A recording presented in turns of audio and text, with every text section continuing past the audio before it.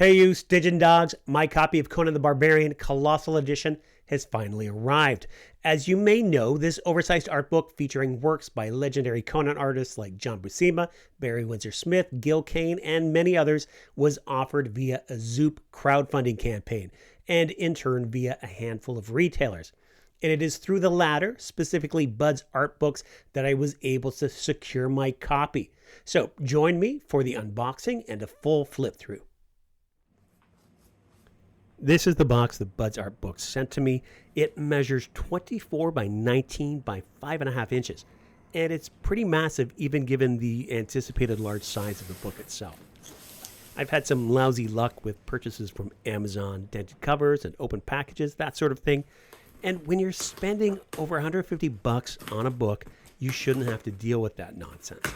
I'd heard good things about Bud's Art Books, and I was curious to see how they would send the package out. And, well, just look at this. It's a veritable safe. They do not fool around. Check out all that bubble wrap. Given this packaging, it's obvious that the interior box of the book itself has arrived safely, which makes me extremely happy.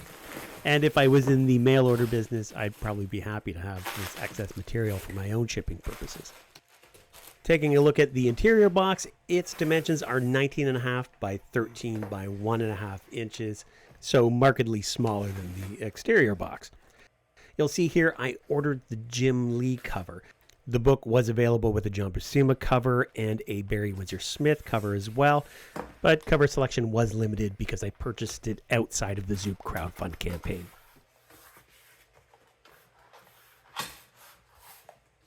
And there we have it. It is still sealed in cellophane, so it is well protected upon arrival. And hats off to the folks at budsartbooks.com. They were very communicative and helpful with the whole order process. Kudos. As for the dimensions of the book itself, it comes in at 17.25 inches by 12.25 inches, and it's 1 inch thick. I had ordered this on Christmas Day or Boxing Day, and at that point it was already on back order. It feels like it's taken forever to finally arrive, and man, am I ever chuffed to have it in my hands. That said, I have to be honest about something. I'll admit to experiencing a slight anticlimax after unboxing it. I mean, it's gorgeous, but the thickness of the book in contrast to its height and width made me want to see something slightly thicker. I guess it's a bit of an optical illusion, but trust me, once you open it up and start flipping through the pages, it is not disappointing at all. There's just so much goodness inside. Since I hadn't participated in the Zoop crowdfunding campaign, I was actually just happy to get my hands on it and be able to secure a copy. And I do have to declare that there is a selfish reason for wanting to have this book. That's because my name happens to appear in it. The book designer and co-editor Ian Chalgren had reached out to me on Free Comic Book Day 2024, just asking if I had access to some of the materials in the book and if I could just validate some information for him. Of course, I was happy to oblige and help out however I could, and it's pretty special to have my name attached to this book, even in the most minor of ways. I'll point out my meager contribution during the flip through, and well, Amateur Conan Scholar is a lofty title that I would not claim. I can at least claim to be an official Conan researcher. So, hey, that's cool. Now, before the flip through, let's just give a quick comparison of this volume versus your standard comic book size. You can really see how you're going to get a lot of really gorgeous detail when you check this thing out. We'll keep this casual. Other than to point out section features and the odd highlight, I'll offer little ongoing narration as we flip through. Consider this a self-serve presentation. And here we go.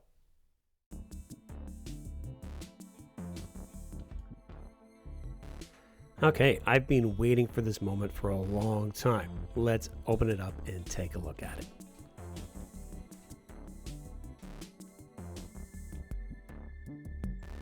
We start off with this awesome Bill Sienkiewicz 2-pager. This is from What If number 43.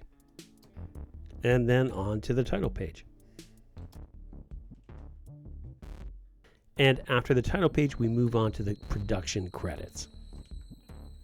Conan, of course, created by Robert E. Howard. Ian Chalgren, designer and co-editor. John Barber, co-editor, and the rest of the team listed below. And my name appears alongside many others in the thank you section. So yeah, That's my humble brag.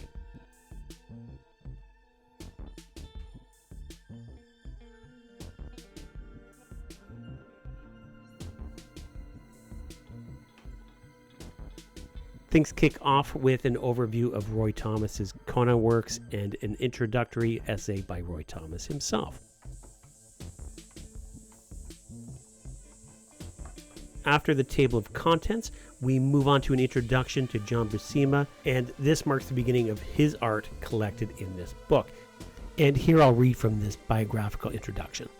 While many great artists have illustrated Conan the Barbarian's comic book adventures, it's Brooklyn-born artist John Buscema who has long been considered the definitive Conan artist.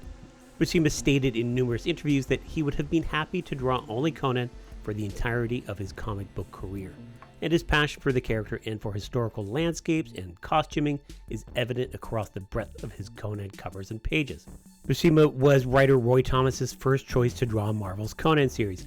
He and Buscema had a well-established, comfortable working relationship from their time spent working together on the Avengers and other series, and Thomas knew that Buscema was a long-time fan of Howard's Conan novels.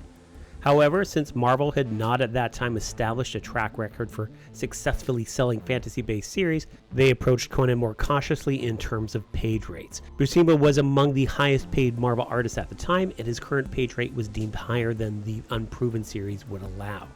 The series' launch went to Barry Windsor-Smith. After delivering strong, steady sales into its second year of publication, Marvel increased the series' frequency from bi-monthly to monthly, necessitating a pace of production beyond what Windsor-Smith was able to sustain. As of Conan number 24, Big John finally got his chance to draw the character's comic exploits. As much as Buscema enjoyed drawing the character and the more naturalistic setting of the stories compared to the cityscapes he was asked to draw in traditional superhero comics, Buscema also enjoyed the freedom he was granted in designing costumes, ancient cities, bizarre creatures, and raging monsters for the Conan series.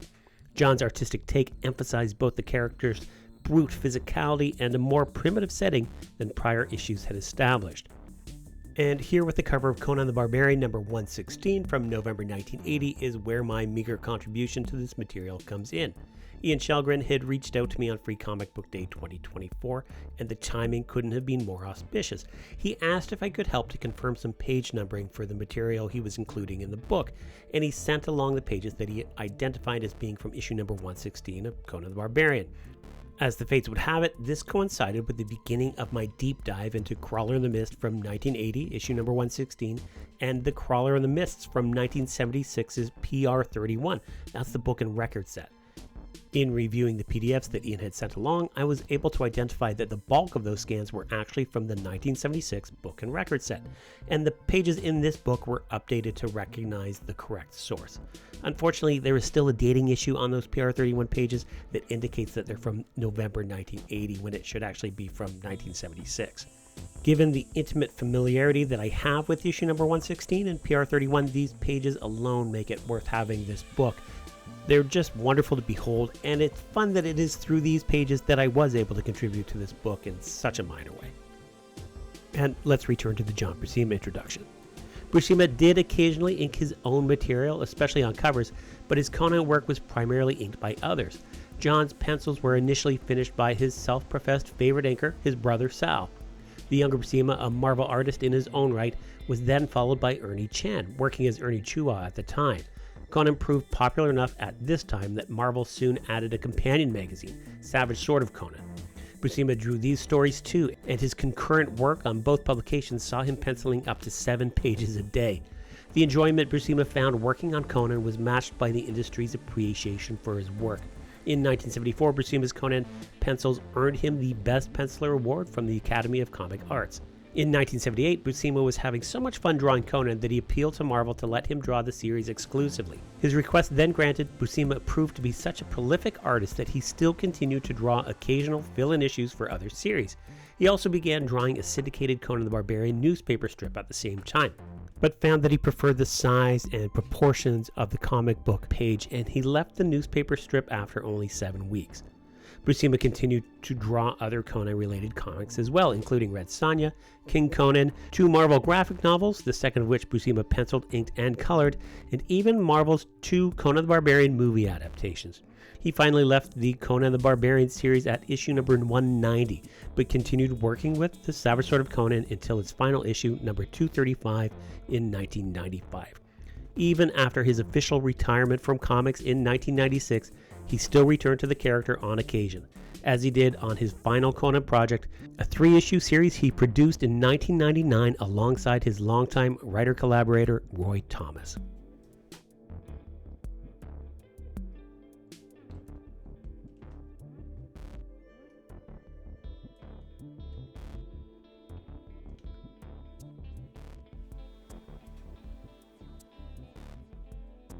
The John Buscema section is followed by works from Gil Kane, and these are marvelous to look at.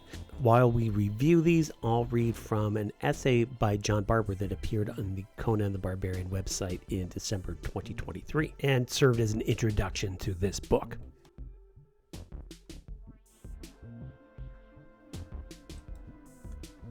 Inside are more than 160 pages of Conan art from the original run of Conan comics, and these pages include some of the most important artists in the history of comics, not to mention some really beautiful art starring one of my all-time favorite characters. We've got big sections featuring what I'd consider the 3 most key Conan artists, no offense intended to the other greats, John Buscema, Gil Kane, and of course Barry Windsor-Smith.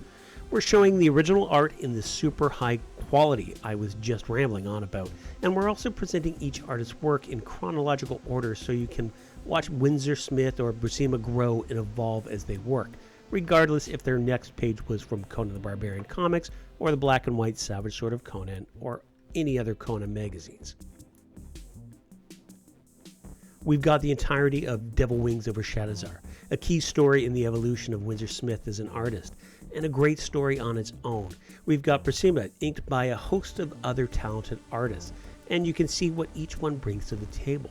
We've got mind-blowing covers and interior pages from Kane. And my friend, if you've never seen the original art from the cover of Frost Giant's Daughter by Windsor-Smith, you've never seen the art. And trust me, you should see the art because it's breathtaking. And we've got a huge selection of pages by a host of greats, from Neal Adams to Alex Toth, Howard Chaykin to Jim Lee, and everybody in between. The Sienkiewicz cover with the gun, yep, it's there in full color. We'll take a pause on John Barber's essay as we move into the Barry Windsor-Smith section of the book, with the section kicking off immediately with panels from the Frost Giant's Daughter. And back to John's essay. Designer Ian Chalgren is pulling out every stop to make this book a glorious presentation and a wonderful object. We got Chris Ryall, a great writer-editor on his own and the author of the upcoming Mighty Marvel calendar book from Abrams Comic Arts, to put these pages in historical context. And Roy Thomas himself, writer of so many of these classic stories, and the guy who got Conan comics going in the first place, to compose an all-new introduction and to sign a few copies to boot. We're offering this via our pals at Zoop, and we're doing exactly one print run of this thing. When it's gone, it's gone. I'm proud to get to play even a small part in bringing this to life, and to finally get to be involved in Conan as something other than a reader. But I have to admit, being a fan is still my favorite part. John Barber, Editor-in-Chief, PUG Worldwide.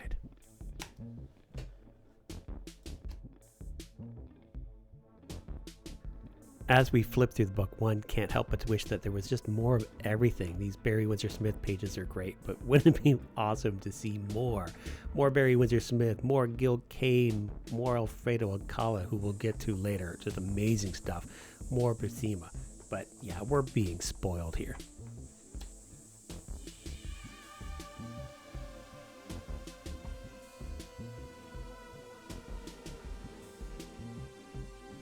I was really happy to see these Barry Windsor-Smith pages from Garden of Fear. This is a book that I enjoy a lot. So it's just, when you're familiar with the material, to see them in this format is just, it's wonderful.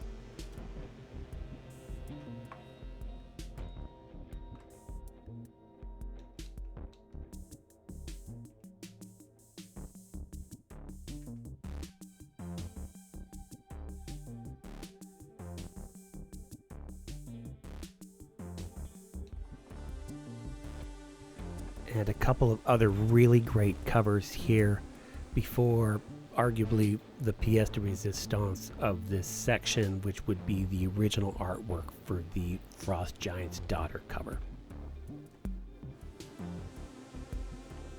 And as amazing as the John Buscema, Gil Kane, and Barry Windsor-Smith sections are, I really love this next section.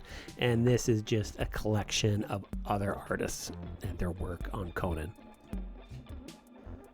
After some self-described shitty covers from Arthur Adams, we move on to some work from Neal Adams, and these are just great.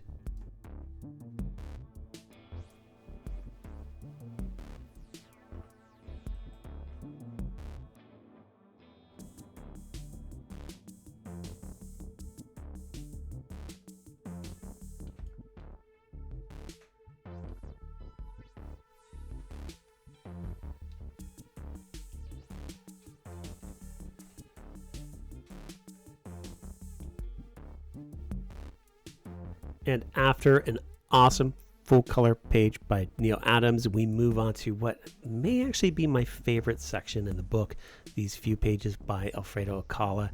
I love his inking so much. It's just so detailed. And these are particularly special because they appear without the text. So you really get a feel for the storytelling absent the text and just via the artwork. These are gorgeous. They're just hands down wonderful. Honestly, I could spend hours reviewing these pages, and the book itself, I come back to it again and again. There's something surprising with each page. It really is amazing. I'm just so happy to have this in my collection.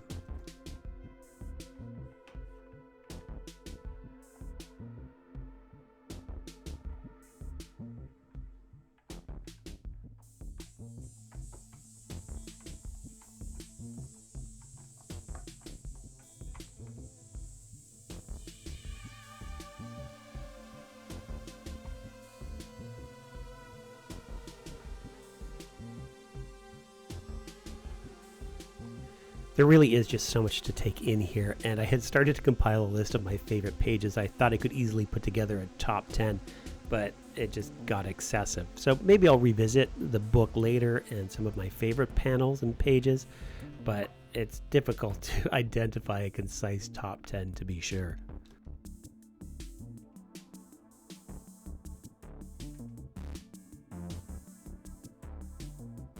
Just look at these Jeff Isherwood panels. Oh my god, they're just so great.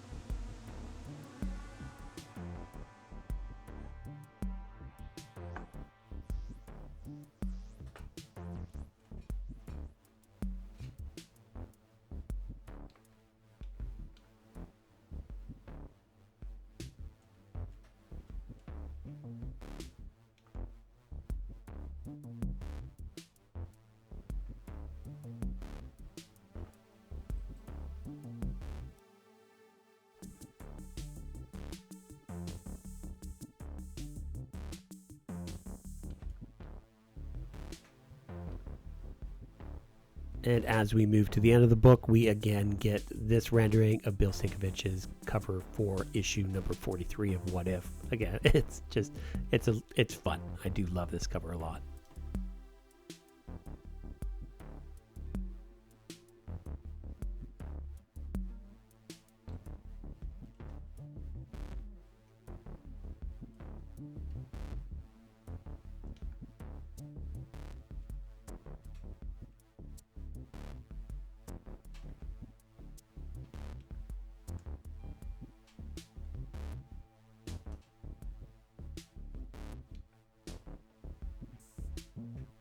And the book closes out with an essay from Jim Zub. Jim, of course, is the current writer of the ongoing Conan the Barbarian series, and his inclusion here gives a sense of bringing things full circle. So it's nice to see.